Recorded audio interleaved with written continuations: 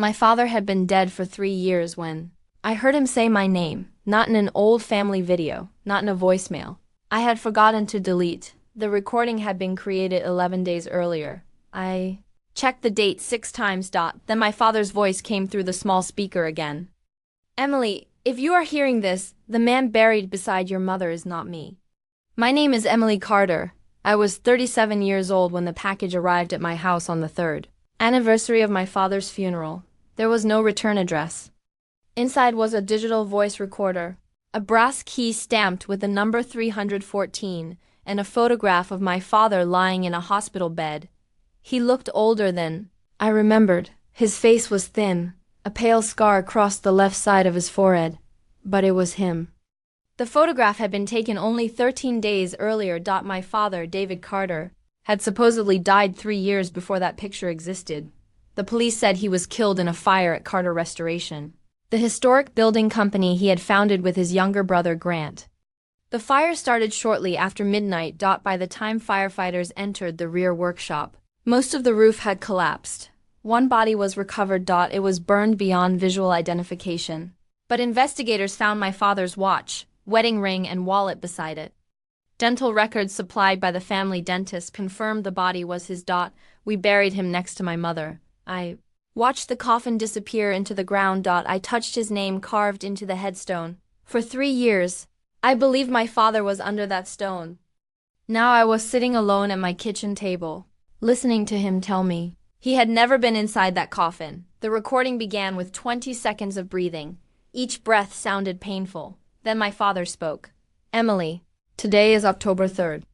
If Nurse Alvarez follows my instructions, you will receive this after I am gone. October 3rd was 11 days earlier. The recording's digital information showed it had been created at 6:42 that evening. My father continued. I survived the fire. I did not disappear willingly. For most of the last 3 years, I did not know who I was. My hand tightened around the recorder. I remembered your name 4 months ago. I remembered Adam 2 weeks later. Then I remembered what Grant did. Grant was my father's younger brother. My uncle, the man who had identified my father's watch after the fire, the man who stood beside me at the funeral, the man who had managed Carter Restoration ever since. Do not confront him, my father said. Do not tell him you have this recording. Go to St. Matthew's Rehabilitation Center. Find room 314. Ask for John Cole. The recorder clicked. For several seconds, there was only silence.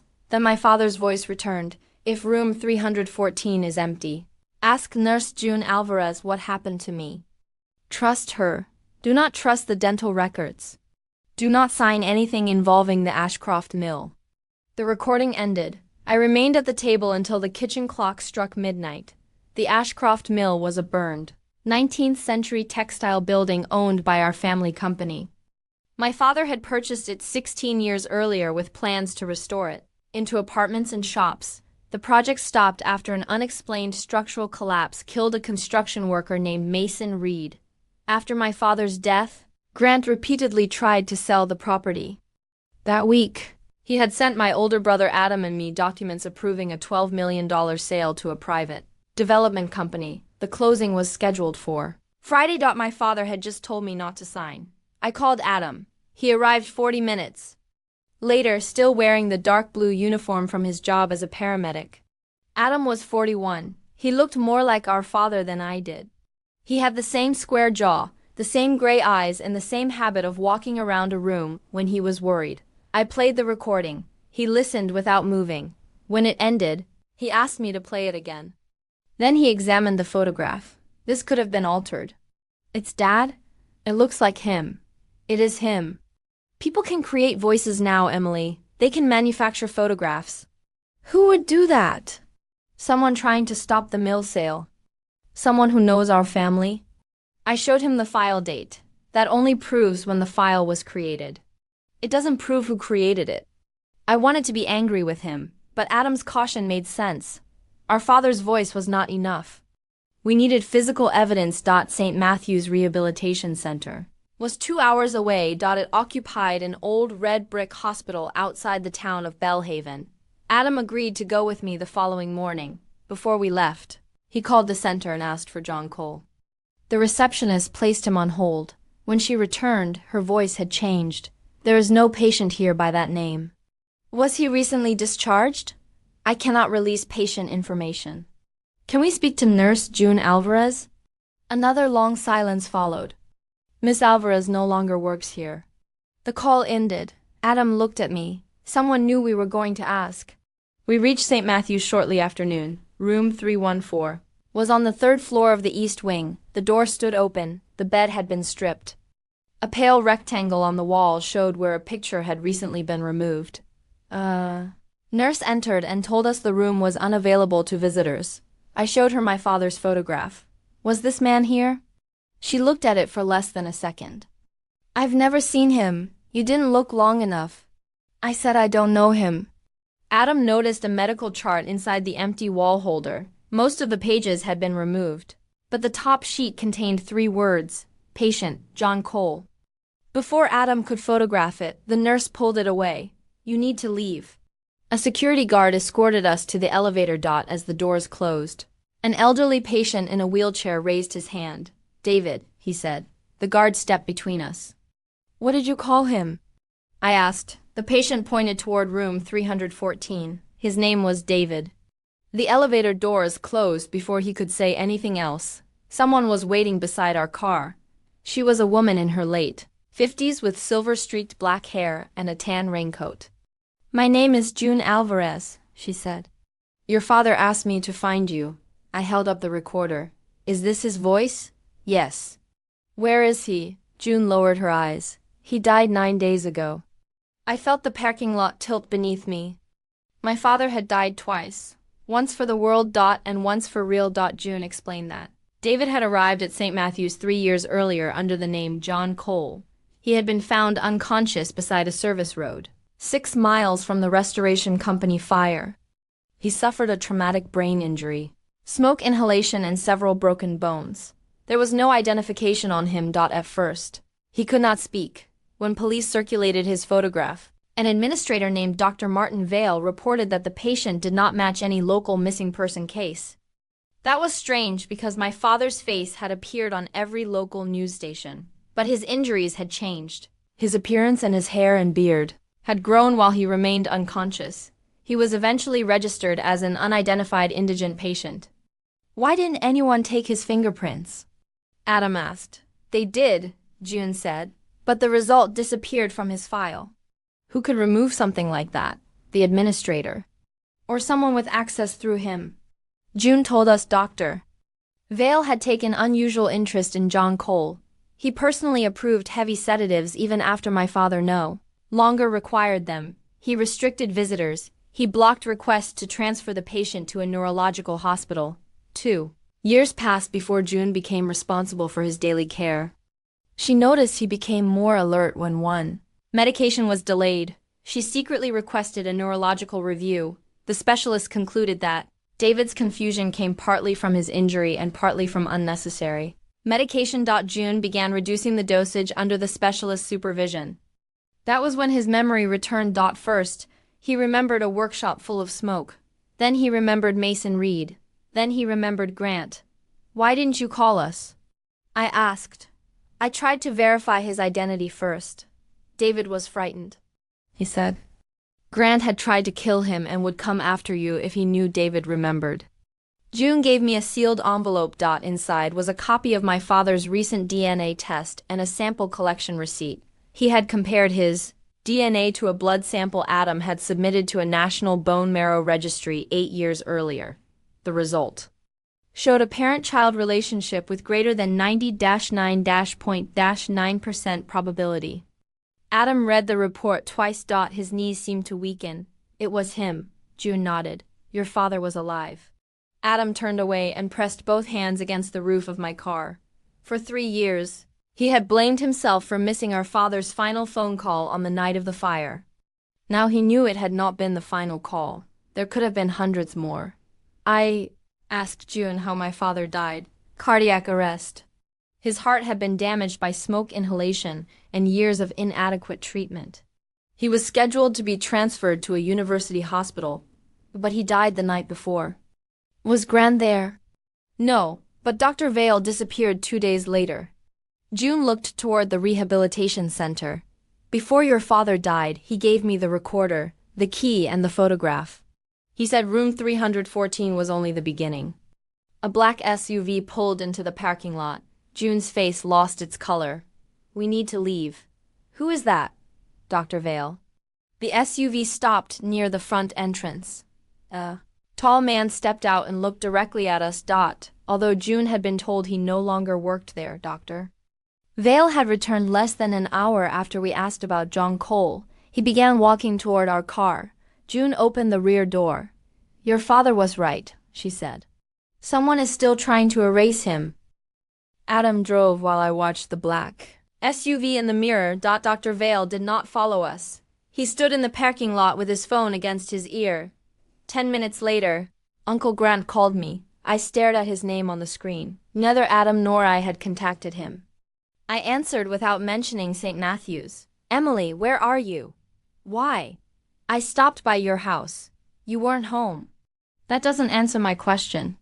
We need the Ashcroft papers signed before Friday. The buyer is threatening to withdraw. We're reviewing them. There is nothing to review. Your father wanted that property sold. The voice recording in my purse seemed to become heavier. Did he? Of course he did. Then why didn't he sell it himself? Grant paused. Your father became emotionally attached to impossible projects. I'm trying to clean up what he left behind. I asked why he had gone to my house. He said he wanted to collect company tax documents. Stored in my father's old desk. There were no company documents in that desk. After the funeral, Grant had removed every business file. Before ending the call, he asked a strange question. Has anyone contacted you about David?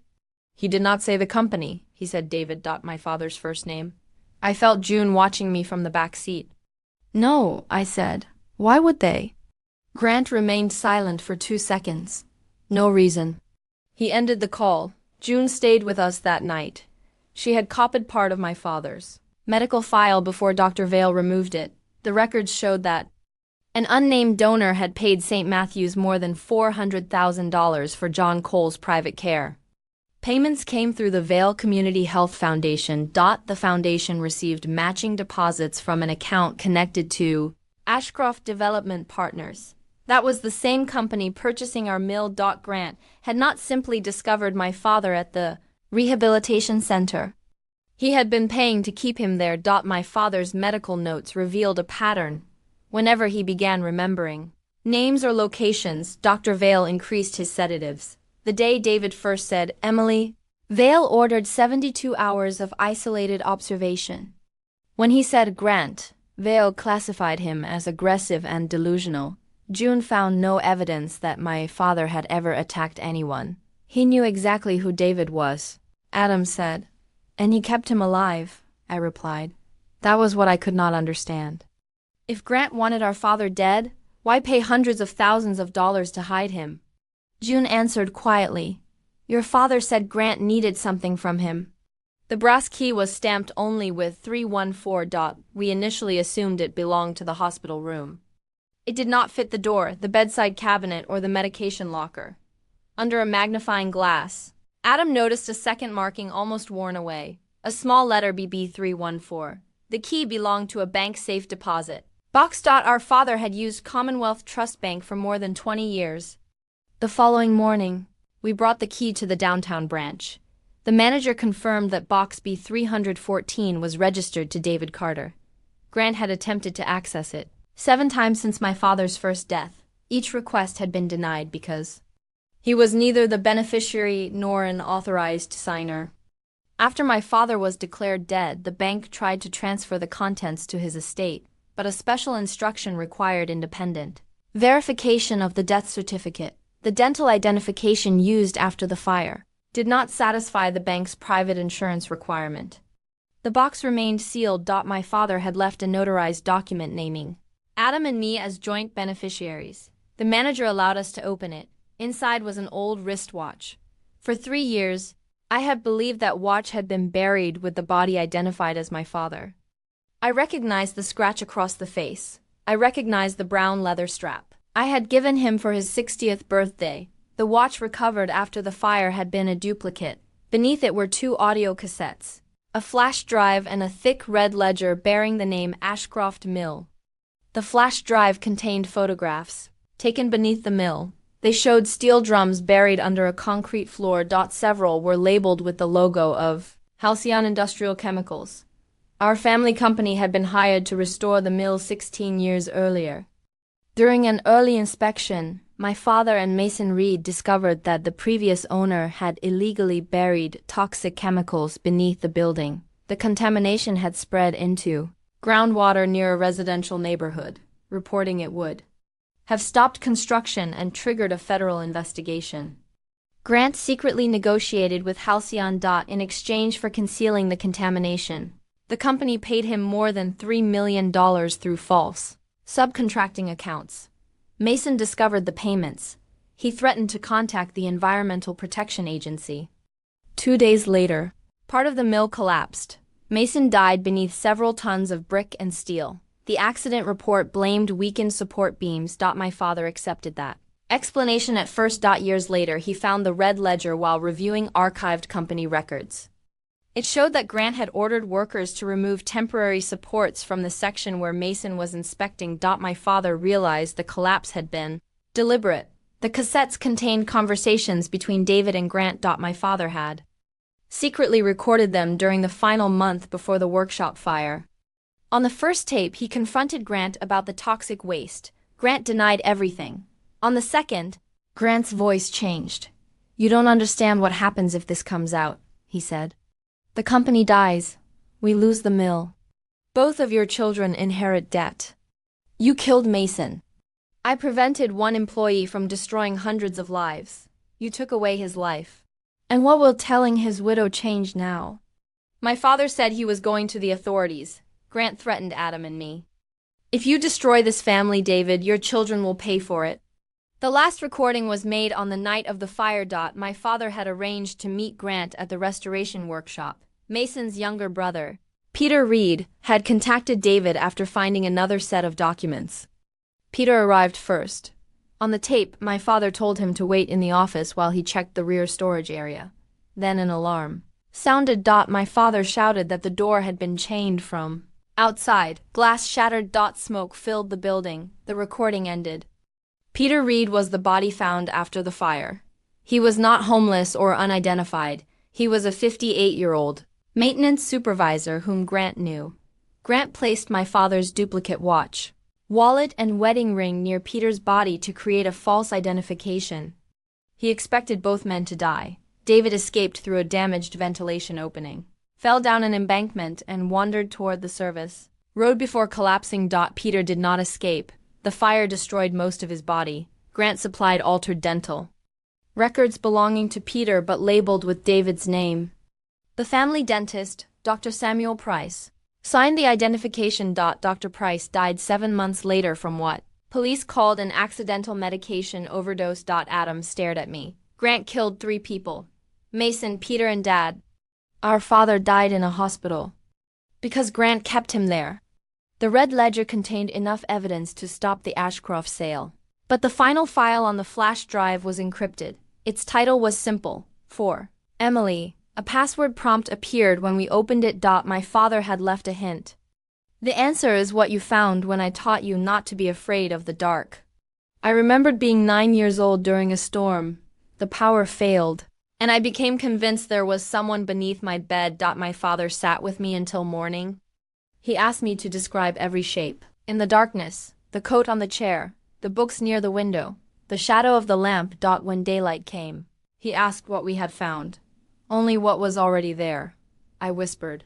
I entered the word truth. The file opened. It contained a second voice recording dated 5 days before my father's real death. His voice was weaker. "Emily, if you open this, you know why Grant wanted the Ashcroft mill sold. The buyer is not independent. Grant owns it through 2 hidden companies." My father explained that Grant planned to demolish the mill immediately after the sale. The demolition would destroy the underground chemical drums and Mason's original inspection room. Once the property changed ownership, Grant intended to blame the contamination on an earlier owner, and collect an environmental insurance payment. He would profit from the concealment twice. Then my father said something neither Adam nor I expected. Do not assume Grant acted alone. Someone inside our family gave him the code to my bank file. Adam looked at me. Only 4 people knew our father's banking code. My father, our late mother. Adam. And me. For the first time since receiving the package, Adam and I began to distrust each other. He asked whether I had written the bank code anywhere. I reminded him that he had handled our father's estate. Adam looked hurt. Then he became angry. You think I helped Grant? I don't know what to think. I spent 3 years blaming myself for Dad's death. And I spent 3 years trusting the people who buried the wrong man. June stopped us before grief turned into accusation. Your father did not say either of you betrayed him. He said someone gave Grant the code. The difference mattered. Information could be stolen. The code consisted of 6 numbers. Our mother's birthday, followed by the year my father founded the company. Grant could have guessed it, but the bank's security report showed someone entered it correctly on the first attempt. We requested the records from the night of the workshop fire. At 11:08 p.m., 42 minutes before the fire alarm, someone accessed my father's online account from Adam's home internet connection. Adam lived alone at the time. He denied logging in. Then he remembered something. Grant had visited that evening. He said he needed help printing insurance documents because his office internet was down. Adam allowed him to use the computer while he showered. Before work, Grant copied the banking information saved in the browser. He also used Adam's computer to send my father a message, pretending it came from Peter Reed. That message arranged the meeting at the workshop. Grant had used my brother's home to build a false trail. If police ever examined the digital records, suspicion would lead to Adam. That was why my father's recording warned us not to assume the betrayal was intentional. We took the ledger, recordings and financial records to Detective Lena Ortiz. She had been a junior investigator when the workshop fire occurred, 3 years earlier. She had questioned the speed of the dental identification. Her supervisor told her the case was straightforward and removed her from it. Now she listened to my father's voice without speaking. When the first recording ended, she asked where he was. He died 9 days ago. Then we need his body protected before anyone removes it. We returned to St. Matthew's with Detective Ortiz and a search warrant. My father's body was not in the facility morgue. Dr. Vale had signed an order transferring John Cole to a private crematorium. The cremation was scheduled for that afternoon.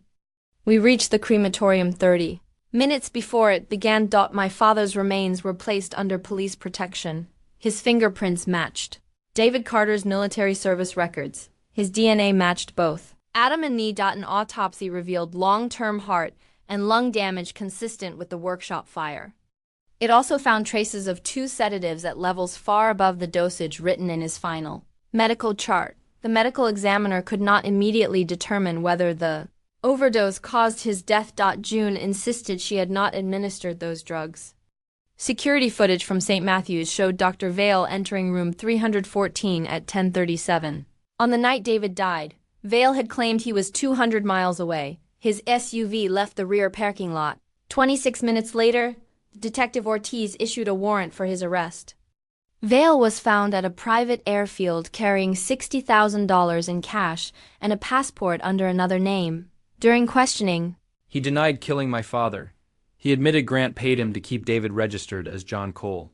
Grant told him David was a violent relative with dementia who had attempted to destroy the family company.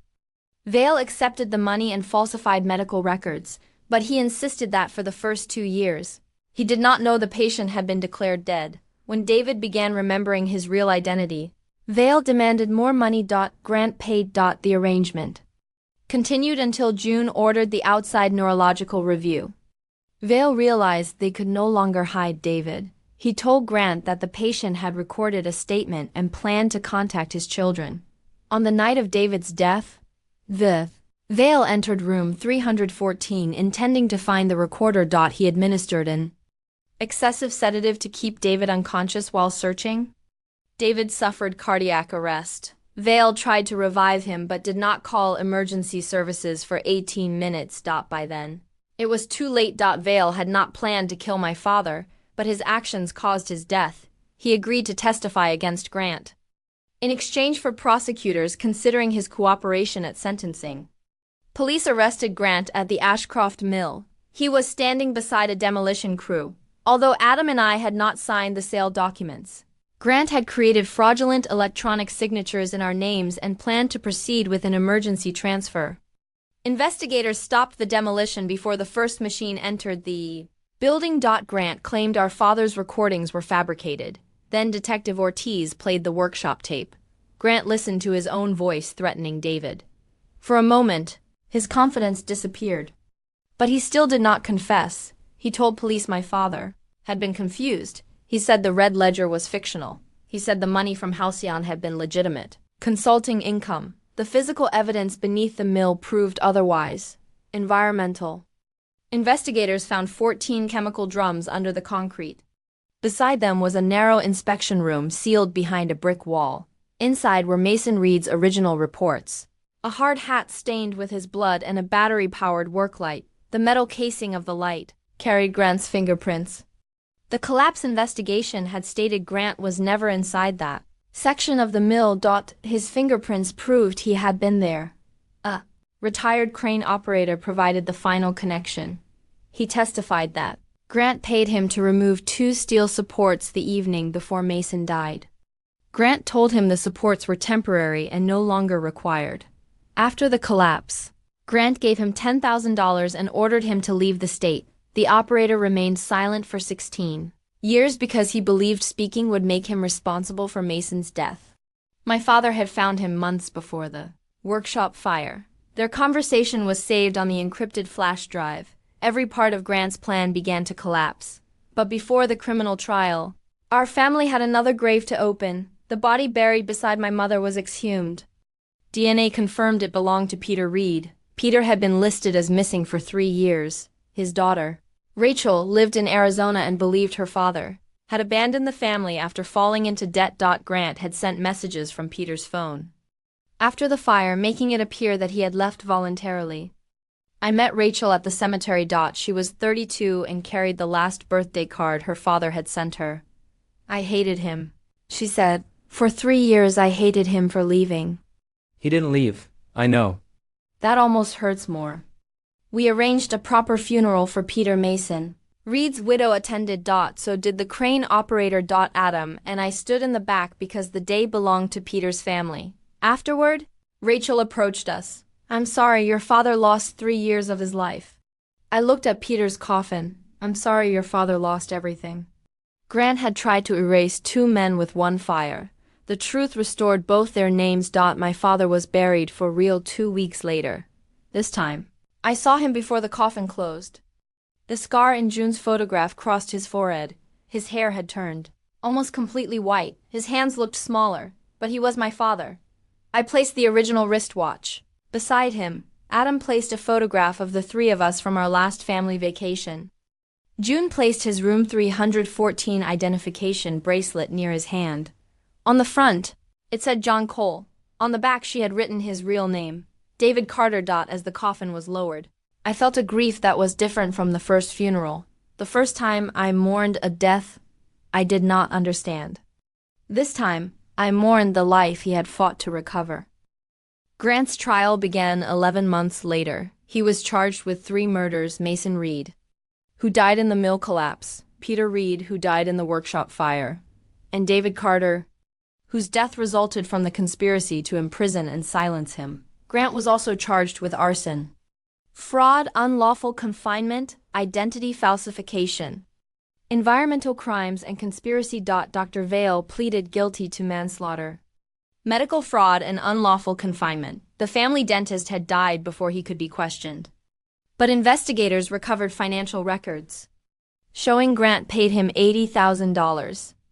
After the fire, the altered dental images were found on the dentist's archived computer. Grant's attorney argued that David voluntarily disappeared because he feared prosecution for the environmental contamination. The voice recordings contradicted that claim. So did my father's medical history. He was unconscious for 6 weeks after the fire. For nearly 2 years, he could not remember his last name. He had not abandoned us. He had been injured. Hidden and chemically restrained. June testified for nearly 4 hours. She described the day my father first remembered me. He had been sitting beside a window when a television commercial showed a little girl holding a red kite. David began repeating one word, Emmy. That was what he called me when I was a child. June brought him a notebook. His right hand was too weak to write clearly, but he drew a kite beneath it. He wrote my name. Emily. It took him 3 more days to remember Adam. It took 4 months to reconstruct the night of the fire. June also described his final evening. After recording the message, my father asked her to open the window. Rain was falling. He told her I had always loved the sound of rain against the kitchen roof. Then he asked whether she thought children could forgive a parent for not coming home. June answered that children could forgive the truth. My father said, then make sure they receive it. I cried in the courtroom. Adam held my hand. Grant never looked at us. The prosecution played my father's final recording. This section had not been included on the recorder I received. June had kept it for investigators. My father addressed Grant directly. You believed keeping me alive made you less guilty. It did not. You did not preserve my life. You stole it one day at a time. Then he spoke about Mason and Peter. Mason died because he tried to protect families he did not know. Peter died because he tried to help me reveal what happened to his brother. Their names will survive yours. The jury deliberated.